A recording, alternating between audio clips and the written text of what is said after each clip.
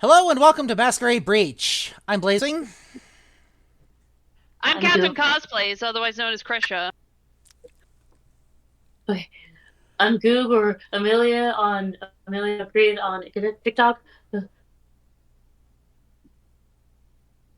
I'm Marley Wins. Or Marley. Or Corgi. I'm Oceanus Veritas. And welcome officially to Season 2, Episode 1. We're going to be talking about Dark Shadows today. But before we get into that, guys, don't tell the Camarilla that I broke my sock drawer. They don't need to know. Why'd you break your sock drawer? I don't know, it's been broken for a while. Oh, Don't okay. tell anyone that. Don't tell anyone that I placed the rice in the bread cabinet. I'm telling everybody. For those of you that aren't aware, we opened our Discord to the public. We do community watch parties on Wednesday nights. If you'd like to come and join us for our watch parties on Wednesday nights, you are more than welcome to approach any one of the cast members for an invite link, and we are more than happy to throw those at you. We are being a little selective as to who we bring in, but yeah. Our episodes. Try to get us off the. I saw that. Stop it. Our episodes are as follows. Episode 1 is Dark Shadows. Episode 2 is Renfield. Episode 3 is Fright Night. Episode 4 is Once Bitten. Episode 5 is The Vampire's Assistant. Episode 6 is Hotel Transylvania. Episode 7 is Dracula the Dark Prince. Episode 8 is Daybreakers. And Episode 9 is Perfect Creature. Like I said, we do these on Wednesday nights. And then Monday afternoons, we talk about them, which is what this is. We dissect them, we go over them, the things we liked, the things we didn't like, kind of an analysis, whether or not we think it held up to vampire lore. The idea here is to make, well, at least for me, to make myself an expert in anything and everything vampire media related. So, guys, Dark Shadows, let's talk about it. All right, let's get into this. Do you guys want my unhinged notes? I have like Unhinged. Do the unhinged notes first. I have like 2.5 pages of them. Do Oh, do it. Do it. So these are unhinged notes from Dark Shadows. Absolutely no context. It's whatever goes through my mind at the time while we're watching the movie. This is literally all of the notes that I take. So enjoy these. Missed the first 6 minutes because everything broke over here. Digging the intro music. Why does the girl on the train look like an NPC cutout of an evil twin? Ooh, hippies. Holy fuck, I live in this house now. 200 rooms? Imagine the filming space. That dining room table could double as a slip and slide. Apparently Goob's monster smut was in the chained coffin. Gardener's drunk! A price, you say? Can I sell my soul? Wait, already sold that. I like the red-haired one. Technically, money does grow on trees, you uncultured swine. Why does she look like 7 and 9 from Star Trek Voyager? Well, if 7 and Janeway had a baby. That fucking hair. Hey look, it's me when I go out in the sun. Vampires are cats when around cardboard boxes, confirmed. That fucking music, though. These chips have a decent kick to them. Too bad they're limited time jerk chicken. It's apparently what I was eating during the movie. Call it an unhealthy coping mechanism, but I love a guy with fangs. We got some motherfucking emo here. Chicks dig pockets, you traitor. Hey, they're trying the near dark route. Those nails, though. I wish... Nope, not gonna finish that. He's like a goddamn schoolboy. Quote, I'm neither good nor gentle. And that is bad... How exactly? Barnabas is the father David needs. Who let Marley in the kitchen again? Yeah. Quote, I'll tell you when you're older, kid. Hey, look, they featured Marley in this movie.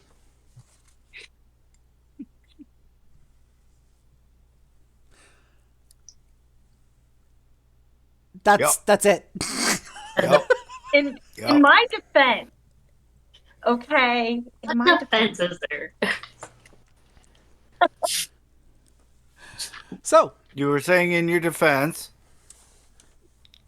I was in the movie. Was it? so who would like to start? All right, I might as well. Why not? Here we go. Okay, so first off, things that I liked about the movie. Absolutely the over the top dramatic aspect of this movie was Chef's Kiss. It brought in what I would consider the best way a 17th century vampire would go about acting in front of modern day people. That being said, I find it interesting the way that everything now is symbolized as something, even though it's not. Like, for example, Mephistopheles, when he sells his soul to Mephistopheles to gain powers to try to beat um, Angie, that we find out later, and fails to do so. He endured, as I say. His ideas, just the way his articulate things that were considered compliments back then were so off kilter and so dated and so not flattering at all now is hilarious to me. And mind you, it is 70s, 19 it's set in 1970s, but the idea behind this movie was take something that is centuries old, put them back in a modern day setting, and see how it goes. Yeah. And just how many can suspend that this guy's not crazy.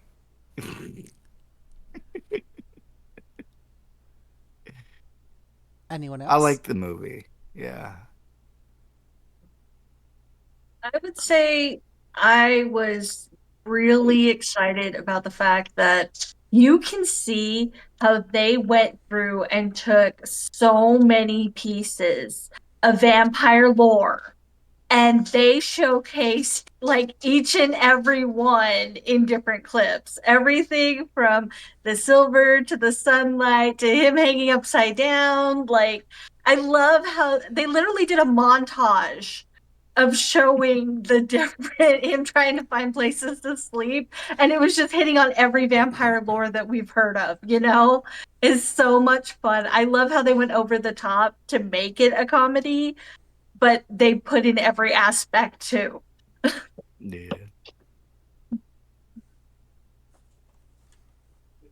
Who's next? Oh, I will go next because I love. So I've watched Dark Shadows so many times. Um, I've I've absolutely loved the comedic and like the actual like lore between like uh the actual like accuracy between like what they predict in vampires and what they form in like vampires, like the sun, the silver, the coffin, and the fact that I like what Ocean said about how they're bringing like a 1700s man into a modern, well, slightly, it's more 1970s, 19, I think it's 1970s uh, time era, and like how would that be dealt with while the whole family is basically cursed, and like it just seems like they're like, we're not really surprised by this at this point. Like some people might outside of the family be like, what? But like the family at that point, when like it started out like, who are you? Like you're not who you say, and then they're like, oh wait, okay, we actually, it's not like, it wasn't a bigger deal than people would expect, and that's fun to me because it's just like they're like, oh, it doesn't surprise us at this point. Like for example, the doctor just being like, he's a vampire. Like, she does freak out a little bit to the main person that, like, the woman that knows. But it's just like, why didn't you call police? I'm like, hell, like, why would I call the police? I came to you first. And, like, it wasn't that big of a surprise. It was just, it was very, like, it was right there, right now. Also, I'm going to say my favorite quote from the movie, because I absolutely love this, and I'm still sticking by it, is Barnabas Collins saying, "Here are my terms. Goust thou to hell and swiftly, please. There may be Asmodeus himself suckle from your diseased teat." I think that's how you say it. I did my best as I can, but it was literally I love. That was my watching the movie. I think that was like my favorite quote from that movie, and I was just like, yep, I like this. So overall, it gives the similar traits to what you look for in a vampire in this classic movie, and honestly, it had a mix of seriousness, but it was overall comedic, I should say, and I absolutely loved it, and I will continue to watch it someday. Anyways, yep. Krisha. I love this movie so much. And here's the thing, I've watched like the first season and a half of the soap opera Dark Shadows. So the one complaint I saw about this movie was how the acting was like really over the top and dramatic. And I was like, have you ever seen any show from the 60s or the 70s? And first of all, and also it's a soap opera. That is what it's supposed to be. It's supposed to be dramatic and over the top and avant-garde. And also the fact that like in Dark Shadows, the show, they hit everything. They were like, all right, we got vampires, ghosts, werewolves, witches, we got it all. One movie, let's go. They got everything in one swoop. I thought it was hysterical, so well done. I love how Christopher Lee makes a cameo. I love that the main four cast members of Dark Shadows, the soap opera, they also made cameos in the film. It honestly it is so funny and so well done, and obviously done by people who care. And also, like, the cast, stacked. The whole cast stacked. Like, seriously, it was great. I loved it. I will always support it. I I know that some people have their issues with it and issues with Tim Burton in general, but it's just a really cute, funny movie. I think for me, one of the things that stands out the most, there's a quote, let's see if I can get it right. Thou mayst repeatedly place thy lips upon my posterior, and or thou may place thy lips upon my posterior and kiss it repeatedly. Was one of the lines that just fucking broke me. Like, if I'm gonna tell anybody to kiss my ass, that's how I'm gonna do it from now on. The acting completely over the top. I loved it. You are absolutely right. They got like everything. I just talk for a minute about how the daughter ended up like just showing up as the werewolf, right? Just out of nowhere. being movies thing. I'm a werewolf. I'd rather not talk. Yes, I'm a werewolf. I'd rather not talk about it.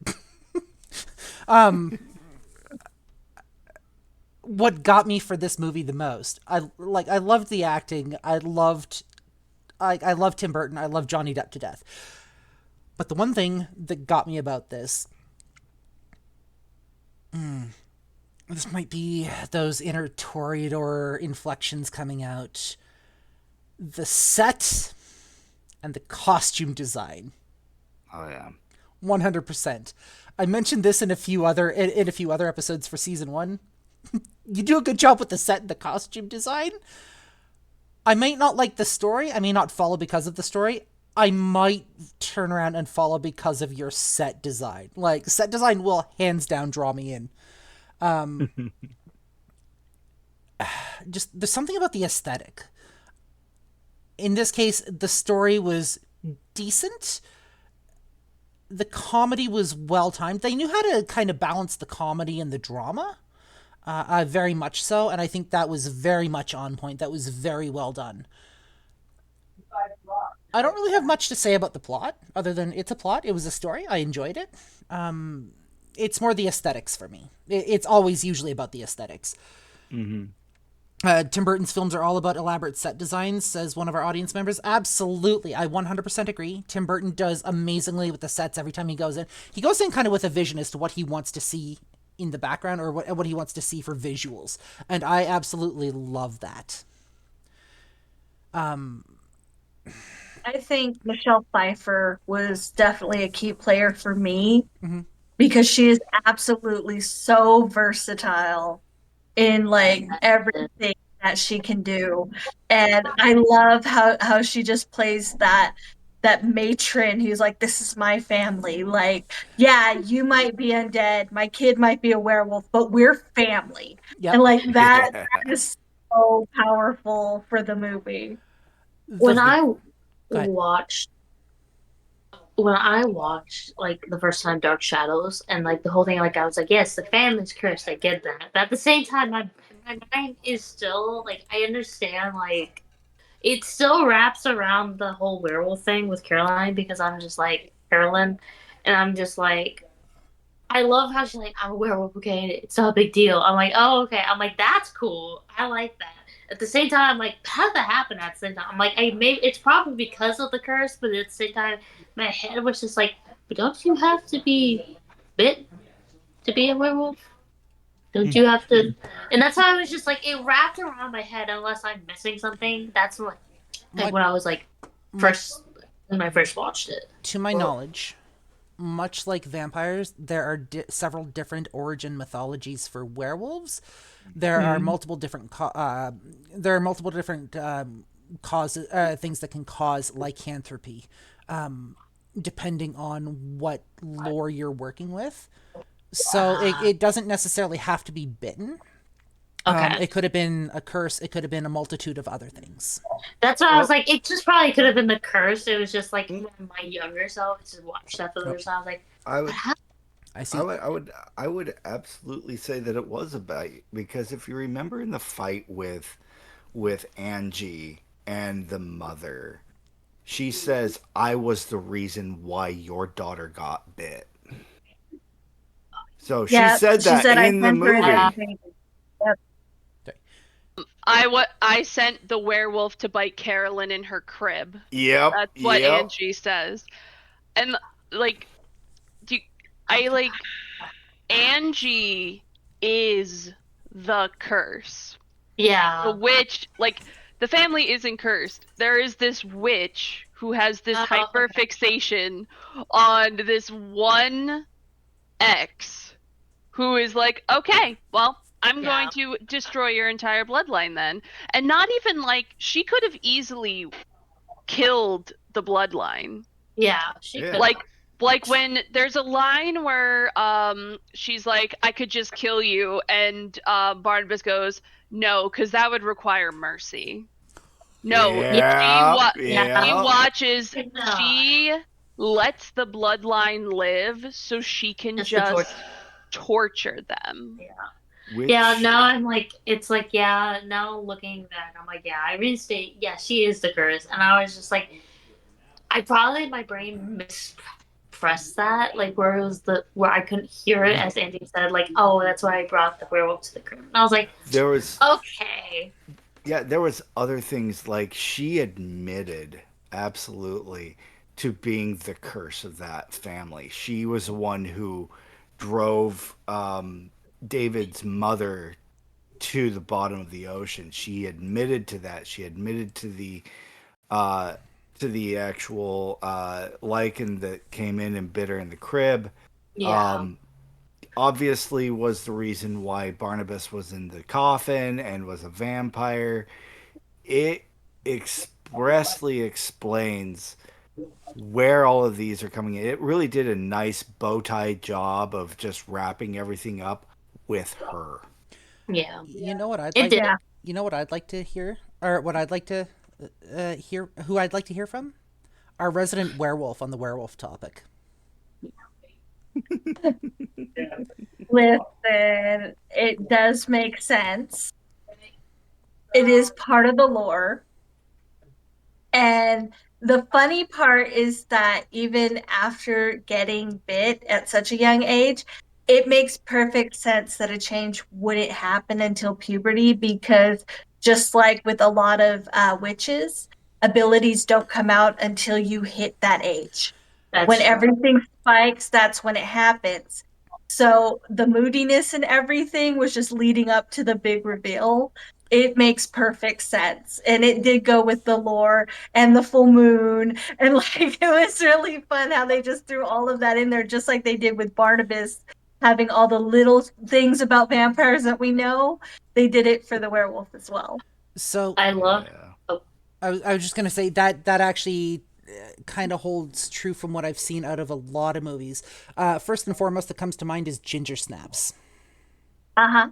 yeah. If you've ever seen Ginger Steps, I'm not going to get into it because it's not vampire related, but if you've ever seen Ginger Steps, even if you haven't seen it, I highly recommend going to watch it if you enjoy your horror movies and whatnot and you're not afraid of like blood and gore. It's a really good movie once you get down to the actual meat of it.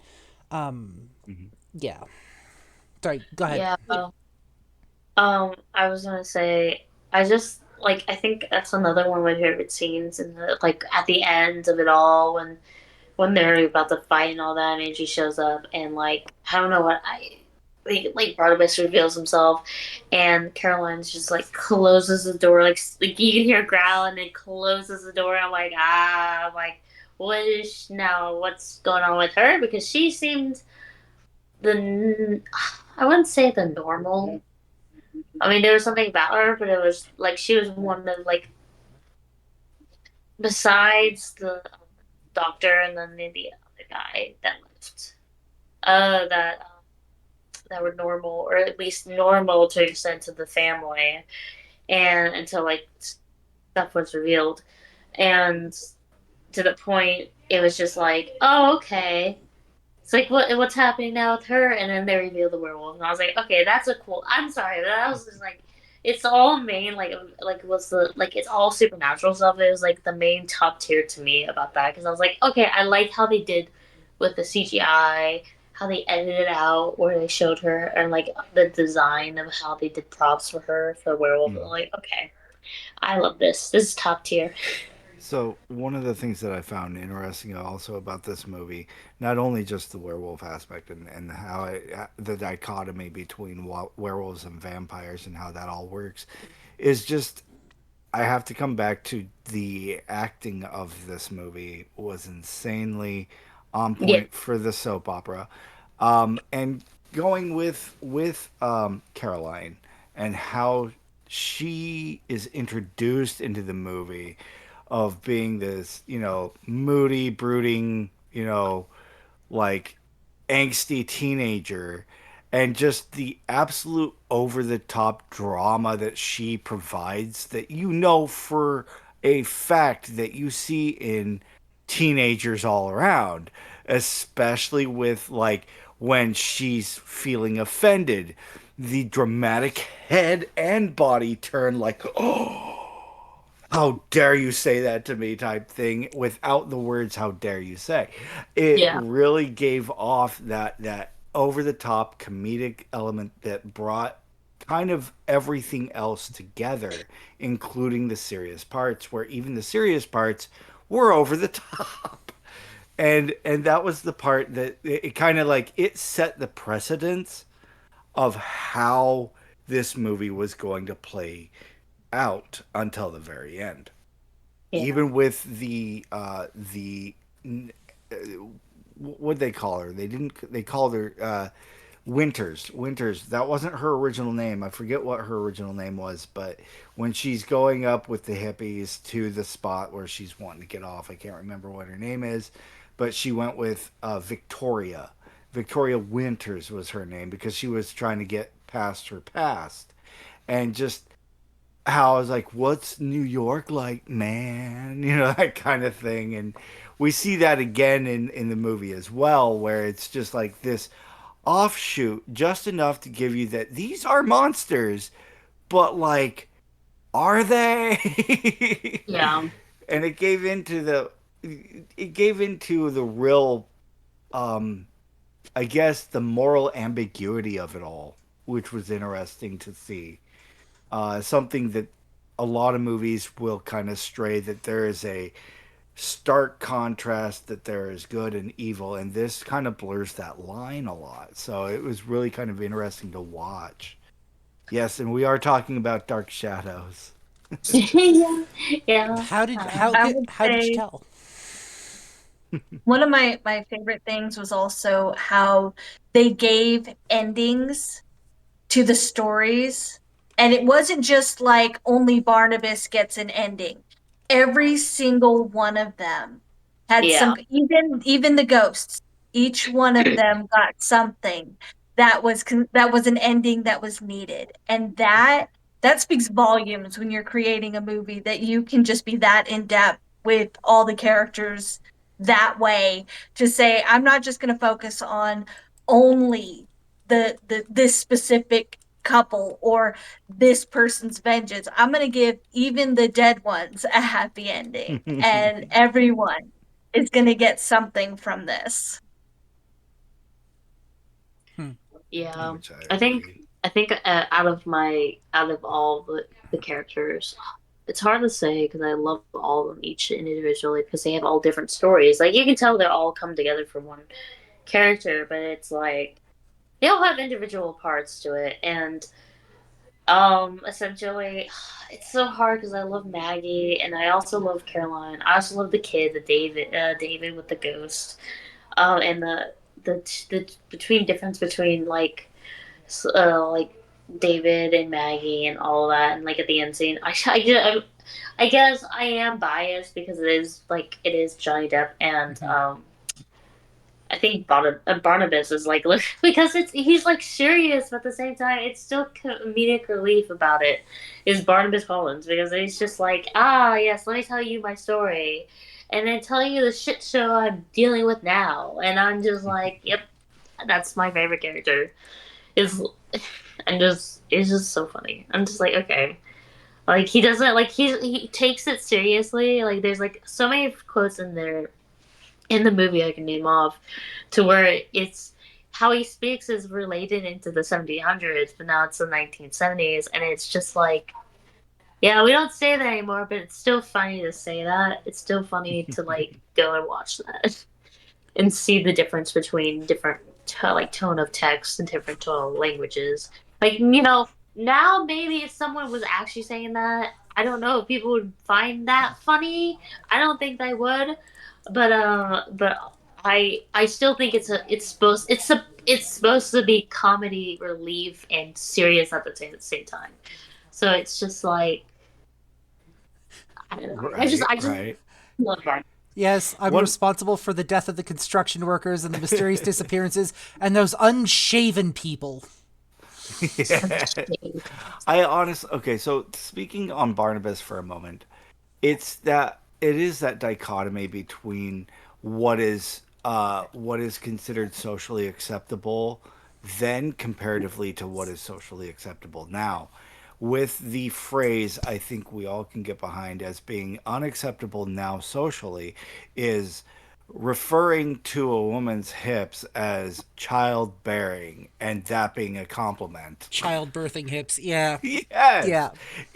It's creepy when you hear it in modern day, but back then it was like, oh, that is the creme de la creme of compliments. From And the it's like, masculine side of things. right? It really shows the patriarchy in a lot of ways. So, I mean, it was an interesting take to see how he had to adapt to the new way and how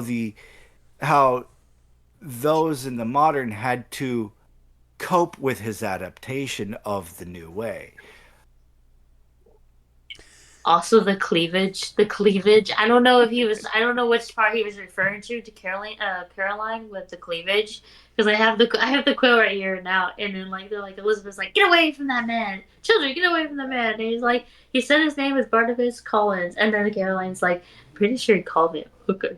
And I'm like, and right. I'm like, because he said something he said something before that quote, and it said something about her like figure and how like the cleavage or something with her ankles, and I was like, yeah, that's what you're showing your ankles.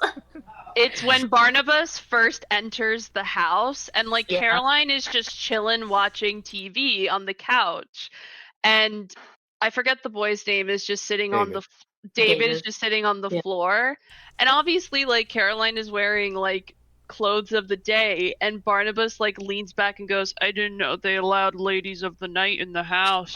Like, and I believe he called me a hooker. are you stoned? They tried to stone me, my dear. It did not work. I'm sorry. Like in the Like, modern day, if someone actually said that like right now, like no straight, like yeah, people would go nuts. Like Graves, they would go nuts on that statement. But like because it's a comedy, they know what the movie is about. It's from a guy from the 1700s coming to the 1970s. Yeah, it's gonna be like that's gonna be questionable, but at the same time, it's comedic relief, and I'm just like, I get the difference between it. Mm-hmm. Is it still okay to say right now? No. Absolutely not. Maybe don't call your children that. Yeah, but also like or great. PSA from the teenage mom right here. Please don't call your children that. Yeah, But also, if you understand comedy, you know the context. So up to your own discretion. On the other hand, is it his great grandchildren? No, I think like because Barnabas never had any kids himself. Yeah. So I think it must have been like well, because he was in the ground for 196 years. Yeah. So that's a lot of generations, but definitely like related that way. One of my favorite. Okay, this is like a little tiny detail, but it always makes me giggle. The fact that like he is carrying the most goth umbrella in the daytime, and then when he like protects David from the chandelier coming down, and he's in the sunlight, just standing it's there. his coat. It's just like his coat that catches on fire, and also like that was real fire. Yeah. That was a real effect they did. Just and Michelle Pfeiffer completely nonchalant. It's just like, Barnabas, you're on fire. Barnabas, not just that. The fact that he saves David from the chandelier, hits the sun, catches fire, and he just fucking stands there. He's just like, I don't feel anything. What are you talking about? Well, I think what's really funny though is that they have a chandelier ghost. You know, his oh my god! And like, all I thought of in that entire scene is, what is she gonna jump off now? Wait, okay, but like, I also had the reference of like the chandelier scene of just Phantom of the Opera. I'm sorry, but every time I see that dance chandelier, I want to like blast music and just do the overturn and just like, yeah, you know this song, guys. Oh and then when the chandelier falls, I'm like, oh my god, it's gonna hit David. It'll be fine. He'll come back as his face will be half contorted. Mom, it's fine. Yeah, it's fine. Like, his face will be half contorted, but it's fine. That's all. One of the things while we're over here neglecting our little chandelier ghost. Well, the father was. The father didn't. Oh, wait, was that the father? Wait, no, he was. He was the uncle. He was the uncle. The chandelier ghost was Josette. Yeah. Mm-hmm. Josette.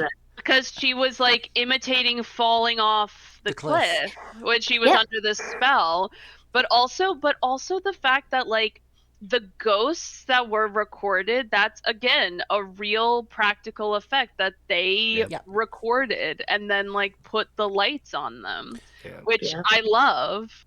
Ocean, you were gonna say? I was gonna say, I had coined the phrase, and I stand by this, that the chandelier shenanigans is always a sign of fun. Yeah. So, Barnabas referring to Alice Cooper as a strange woman. Yes. It still makes me laugh. I'm sorry, but I'm like, yeah, Yeah. Go back and watch the Koopa Woman. Go back and watch. Um, I uh, love how he comments Al- how he's ugly. Also, Like, Johnny "It's the Depp. ugliest woman ever." Johnny Depp and Alice Cooper are best friends in real Yeah. life. Yeah. So that, like, literally, just like that is the ugliest looking woman I have ever seen. They were in the like at the premiere, they were sitting in the theater, like they would like definitely looking at each other, like laughing their asses off at that one scene. Like that is the ugliest. What? Go watch the Alice woman. The Koopa Woman. Majestically Me over on the Purple Place says, are we going to talk about the use of Alice Cooper's Ballad of Dwight Fry? Right. Yeah. Yeah. I I love how Barnabas and Angelina are just like so I have the website and I pulled up and I said, do you have any idea what you put me through? Get over it, Barnabas. It's like you locked me in a box for over 200 years. Don't exaggerate. It was 196. It's just like, yeah. She's been counting. She's been counting on this. But that absolutely goes right into just how absolutely obsessed she was with him. She was. And it was Yeah. just like, she was literally counting 196. I'm like, so you were waiting for this day. He unalived, what, 6 construction workers? And you're just like, wonder when he's going to come back. The construction workers go working their way through the mansion. Barnabas is literally just standing there in front of the fireplace, and all I can think is, "Hey, look, it's me! If I was actually pretending like I was responsible for doing things." I'm sorry. Supervising. It's supervising. It's supervising. You know, there is one scene, you know, kind of getting off on the off of the train of the comedy that we've seen. One of the things that kind of brought me down and actually really kind of made it as a real thing was David's father, the drunkard, and the gambler. Yep. And just how Barnabas has a moral code Yep. for people like that. Like, he doesn't like a deadbeat dad. Yep. He doesn't like having David be exposed to that. Was an insane, like, redeeming quality that Barnabas had. And where you had put in your notes where it's like Barnabas is the best dad for him, you're absolutely right. But at the same time, I'm looking at this going, he gave this man an easy out. Yep. And while we look at that going, you know, he would choose the money, wouldn't he? And it really proves just how dehumanizing this father was to his own flesh and blood. He grabbed the father around the neck and was like, I'm going to do something that I'm probably going to regret doing. I'm going to give you a choice. You can either get in there and be the best possible father that you possibly could be for that boy, or you can screw off with enough money to live your life comfortably. He chose to leave, and I was like, I want to beat. See, I'm looking at it a different way. Yes, he's a deadbeat dad, but I give him props for recognizing he could not hold himself to the level of being the best father. He did the best thing he could for his son in that instant, and he fucked off. He left. And he was given a bribe to do so. Also, real quick, I don't want to side subject, but I just want to shout out to one person that's amazing, and you guys should all follow, is the amazing queen, the bestie over here, Venice, that's in the TikTok. She makes amazing art. You should be, all of you should follow her. She's amazing. Anyways, I didn't want to get side subject, but I was like, this is mandatory. Yeah. But, yeah, so I was so enthralled with. I also love how this brings me back to, like, again, because technically was Maggie reincarnated to be Josette technically, because she looked like Josette but wasn't Josette. That's funny because the ghost. We said the ghost was right. Yeah, Josette, when she keeps falling, basically means if that's the case, there were two of her floating around. This One of them literally. So I'm sorry. This brings me back again to Curse of Strahd because of the D&D campaign. So technically, she was half sold. She was technically, if we think about it, the ghost maybe was half Josette. I can't say her name. Josette, and then the other half was Maggie, just the physical features. And when then at the end of the scene, when she wakes up as a vampire, she's like, my beloved, my, and then it says Josette, and she's complete, and she's actually whole again. And so I was just like, so now is that half of a I soul reincarnated? I have a theory. This theory is that uh, Maggie Evers, also known as Victoria Winters, was possessed. I think it is clear that she was clairvoyant. We saw that, but I think at the end, um, when Angie hypnotized her to go off the cliff again, just like before, um, I think upon the impact of the rocks, Josette's spirit entered in and took over the body. Yeah. That's my theory and my hot take that that's what happened. Krisha and Marley, what are your thoughts? Ooh. Okay, so I think that based on everything we saw in the movie, I definitely am on the side of Ocean because it would make sense that you can have, because we can have people that look alike all the time, and they're 200 years apart. So it would make sense that there was enough similarity, but also being the clairvoyant. And they did show that Josette was talking to her before she ever got to the manor. So, Mhm. they showed her sitting there, and Josette was the one that said, "Go here." So Yeah. you know that she's being led by Josette the whole time, which is why she wasn't scared when she saw her walking around in, the manor. She's listening to what she's saying. She's like, he's coming. Like the whole time you see these clips. So it would make sense that for if Maggie in the fall or at the bottom actually did pass, that the spirit of Josette would take over because they are clearly connected. They could also both be in there and just have both sides that agree that they want to be with the same man and say, okay, this is Yeah. who we are now. Yeah. Because Like, it does because it does go through the whole.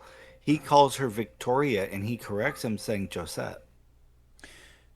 Krisha, what are your thoughts? Okay, so I literally had this thought like maybe 10 years ago while I was just contemplating this film. Like, straight up, what if when she fell off the cliff and died, like, but then also we know from like spiritual practices that like you can speak to past lives of yourself. Mm-hmm. That is possible. So I think that you could argue maybe both, like both sides of it are like we won't know until like the creator of Dark Shadows, who is long dead, like would confirm it, or Tim Burton. Mm-hmm. But what I think that both can definitely be true. It could either be that like they switched places or they combine they Dragon Ball Z fusioned real Fusion. quick. I think both can be true, and I think that it's yeah. Yeah, yeah. I think with that, or the idea that it was past life or reincarnation in that aspect, and that it was this time, and pulling at this time as if like fate had intervened a bit like that. We also know that with kind of going on a metaphysical aspect of it, that the universe likes to keep a balance between, things. And because of what happened to this family with Angie, offset that balance and it needed to be righted again. That idea comes in with the idea that the unrested soul of Josette could have very well, I think, and this might be an interesting take, that Maggie Evers actually died in the mental asylum. Yeah. Oh, that's a cool thought. Ooh. Yeah. And that Josette was able to channel her own with a shell and be able to come in, but had to like split herself in order to, and in that sense, have amnesia about herself. So created a whole new thing, took on Maggie and all that, and twisted and formed so that she was the conduit eventually at the end. That the that the spirit that was in that body finally was made whole at the end in that idea. So the series that Yeah. this was based off of, that raises an interesting point. The series that this was based off of, when was that series made? 1970s. Was it I can't- 1970s? Yeah, I think because let me grab my. Oh wait, my phone's right there. Let me do a little bit of a Google search here, just to be double sure. That moment when you're so used to relying on your phone for literally everything throughout your day. Oh yeah, it's in use. I think, Whoops. well, the TV series aired in 1966 to 1971. Okay. Okay, The so book it was right between there. Yeah. So, uh, book. so that's interesting because the reason I say your theory is interesting, Ocean. Mental institutions haven't exactly been all that great throughout our history. No. Yeah. No, really. Hasn't. People have died en masse in them. They've unalived en masse in them.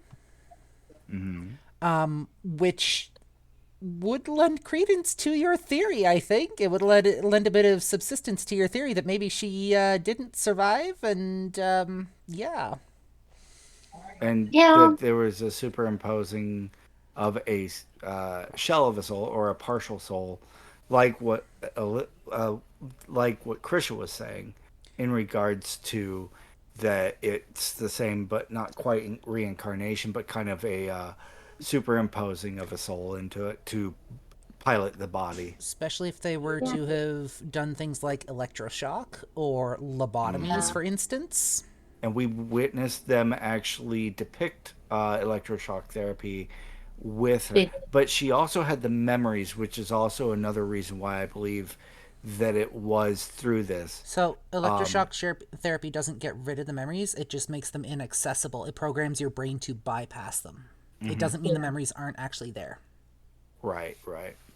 They still use it to this day. Yeah, They- I'm In well very aware. controlled expression. But also remember when she escaped and was in that diner, it was Josette who pointed her to the ad to work at the house as a governess. It was just an interesting... I don't think. Sorry, go ahead. I was gonna say, oh, go ahead, Gib. Okay. I was gonna say there's one other way to look at it too, that Josette was the one with the unfinished business, right? Victoria was just trying to find the place where they belong.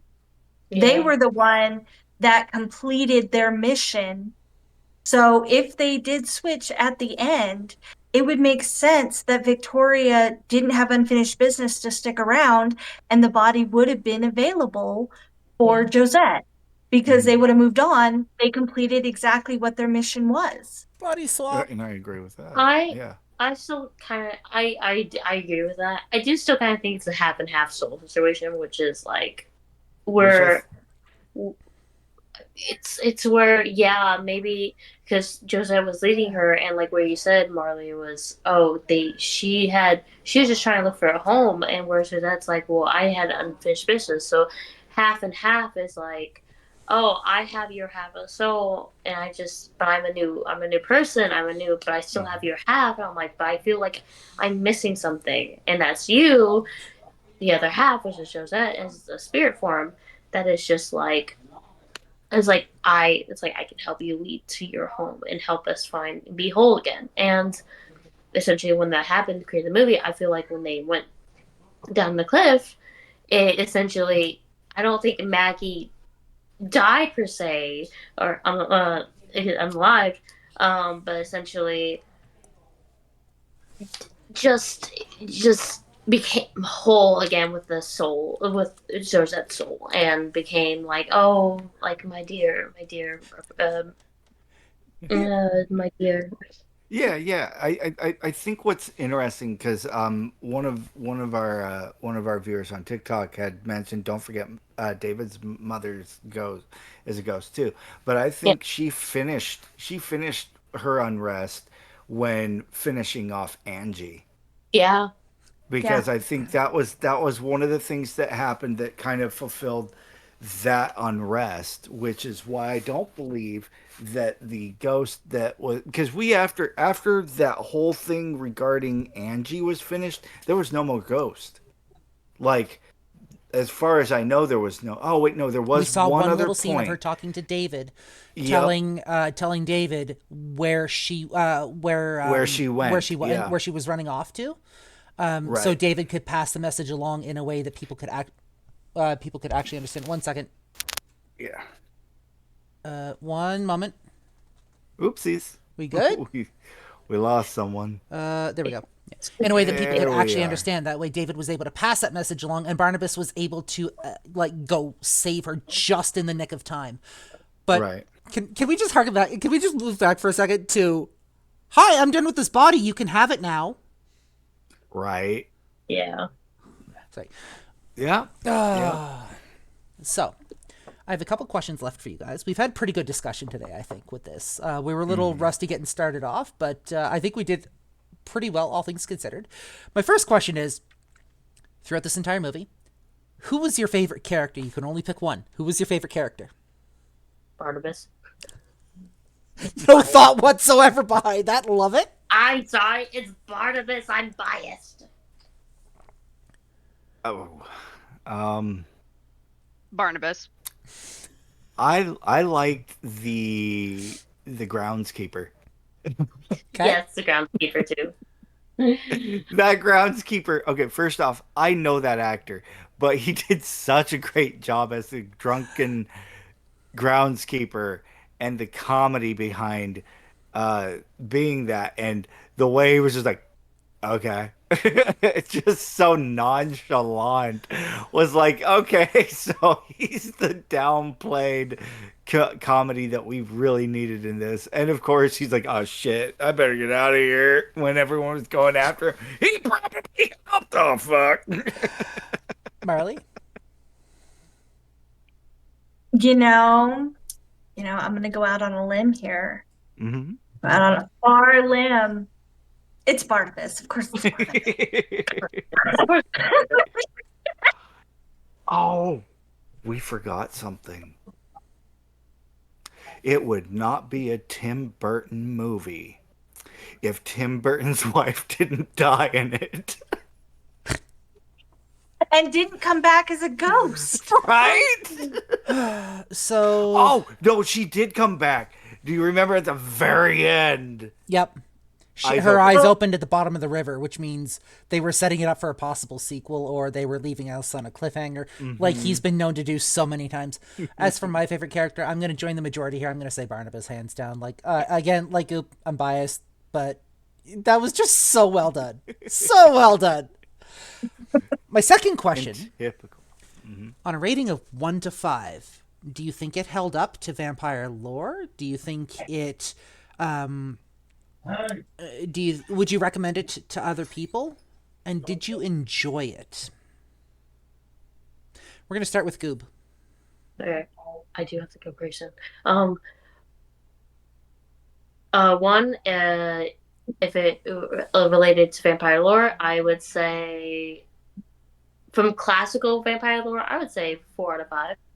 I would say 4 out of 5. From if I refer it to people, I would say 5 out of 5. Actually, no, 10 out of 5, because literally I would refer it to anyone that wants to watch a classic comedy slash serious vampire movie. And then if I loved it, 1,000 out of 5. I loved the movie. So yep. Well, I yep. We're almost done. Just bear with us. Marley, you're up next. Okay. Did I like it? Yeah, that's 100 out of 5. Hello. Do I recommend it? Yeah, again, all of the stars. And did it hold up to the lore? I think it had over the top lore, so it overlord, if anything. They wanted to fit every single piece of lore possible into this movie somewhere. I think it held up just fine. So that is another all of them. Krisha. It is a 5 out of 5 for me on all accounts. It was really cute. It was all of the lore and then some. God, they even threw werewolf lore in there, for God's sake. It was like, oh, for funsies. I loved it. Still love it. Awesome. Ocean. All right. So, with lore, did it hold up to lore? I give a 4.5. There's a reason for the 0.5 that I'm not giving it, but that's only because of the fact that it didn't do the stake to the heart. I'm sorry. But would I recommend it? Absolutely. This is a movie for comedy, and it is toned down enough that it can be watched with your your family a little bit more. I would say make sure your kids are of an age where they understand context, but I would absolutely agree that this is a 5 out of 5 on that. Now, do what was one of the things that really kind of got me is how much camp was in this. This was a campy movie. It was meant to be a campy movie. It was meant to be an ode to the soap opera series. It was an absolute honorable to watch and to see the cameos. It brought in a litany of cameos in regards to the old series. It really gave a callback to it, and in good fashion. I think it was very tasteful. There is another aspect about this, that there is one lore it did not cover that could have been covered somewhere in there, and that was Phalor. Phalor was not covered in this, so it didn't cover all the best ones, but it did cover the majority, which I love. So that's why I give the lore aspect of 4.5.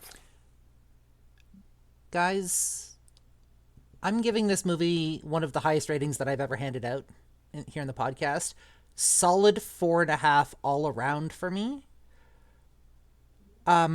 I try not to give out 5s because, I mean, things could always be better. It could always do better. But if I had to give something a 5 out of everything that we watched thus far, this would be one of those things. I loved the over-the-top acting. I loved the over-the-top lore that they did. The just drama mixed with the comedy hit all of the right moments at all of the right points for me. I almost died watching this movie. Like, I almost died from laughing. The sets were amazing. The costume design was bloody brilliant.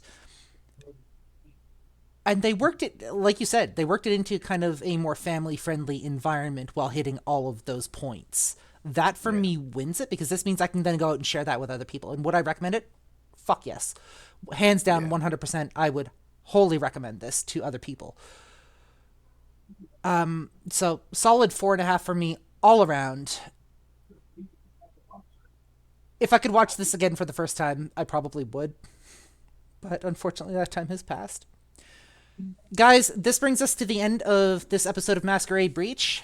Once again, for our episodes moving forward, episode 2 is going to be Renfield, episode 3 is going to be Fright Night, episode 4 is Once Bitten, episode 5 is Vampire's Assistant, episode 6 is Hotel Transylvania, episode 7 is Dracula the Dark Prince, episode 8 is Daybreakers, episode 9 is Perfect Creature. We will not be live next week. For those of you watching live, you will be able to watch me on Wednesday go burning my face off for charity fundraiser. I will be doing that live here on TikTok, so come and watch that. We will be picking up with Masquerade Breach in 2 weeks, so come join. If you want to join us for the movies, ask any one of our hosts for the invite link. We can hand those out. You can come watch us for with the community stuff, and then you can come join the discussion. That way, you're not missing out on the movie. You're not getting spoilers. And remember, don't tell the Camarilla that I broke my sock drawer. That I placed rice in the bread drawer. Aww. For this episode of Masquerade Breach, Season 2, Episode 1, I'm Blazewing. I'm Catherine Cosplays Krisha. I'm Amelia Reed, or as Goob. I'm Marley Wins, or Marley. I'm Oceanus Veritas, or you may call me Cam. Thank you so much, and we'll see you next episode.